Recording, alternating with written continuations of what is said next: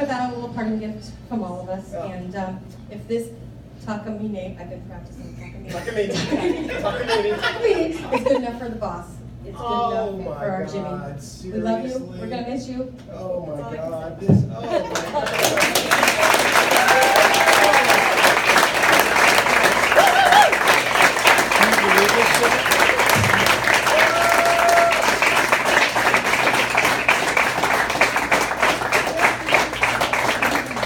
God's sakes, Jesus. Cheers to you all, baby. Seriously, I can't believe this. You know, you have these thoughts about what you're going to say, and then they all kind of go flying out the window. Let's see if I can't keep it together for a few minutes and tell you a little story, because I know, shocking. Drawing a little story. So, first, let's get the elephant in the room out of the way. Why am I leaving after 13 and a half years? Why am I leaving? Well, you know, there was a saying going around the Twitterverse just the other day, and it said something along the lines of, if you're through changing, you're through. If you're through changing, you're through. And, you know, after 13 and a half years, you know, I hope I left the campground called Bonneville a little bit better than when I found it, you know, 13 and a half years ago.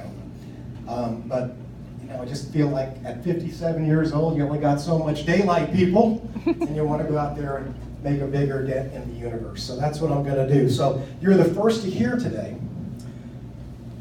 my wife and I's plans. We've been searching for the right kind of business to get into. Gosh, you know, it's occurred to us that there's not really a lot of competition in the mattress retail business. And with a name like Nap, we've started an opportunity. So we're opening Sleepy Nappy Time. I'm sorry, we're still working on the name. It's the Nappy Time Mattress Company because everybody's happy when they're sleeping on a nappy. What do you think about that? Huh? But you know, I'm not going far. I'm going to be around. I'm going to be in the business. And one of the things I'm super psyched about is being able to actually be a little freer to take shots across the bow of media and marketing people who think that this thing called radio is dead or dying or in any way slowing down. And the fact of the matter is, and I don't know how many of you know this startling statistic, but radio gets the lowest share of ad dollars for any advertising medium that consumers spend their time with. There's a 54% gap, Allie, between the time spent with radio and the money spent on it. And if I can do anything to help advocate for closing that gap, even by a little bit, I think it's all going to make us a whole shit ton more money. Sorry about that, Connie. Might not be the last. Might not be the last word. You know, the universe is interesting. It sends you these crazy signals. And in our department head meeting a couple of weeks ago, I pulled out, it was around the horn, and you were kind enough, Scott, to let me go last. I pulled out this obscure Alan Alda quote. Like, who even knows who Alan Alda is? And then just the other day, right, he makes the news with his Parkinson's, right? And so the point of my comment there was, Alan Alda gave a commencement address in 1978 that I read about in Reader's Digest magazine, and he made this unbelievably eloquent and insightful point. He said, Jennifer, why is it that we wait until we're walking out the door to say the things that matter the most to the people who are closest to us? And that has stayed with me for 40 plus years.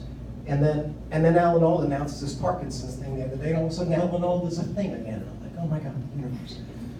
That's why I sent my farewell email a couple of weeks ago. It was actually, that was the thought behind, you know what, I'm not gonna wait for the very last minute to push send on that email.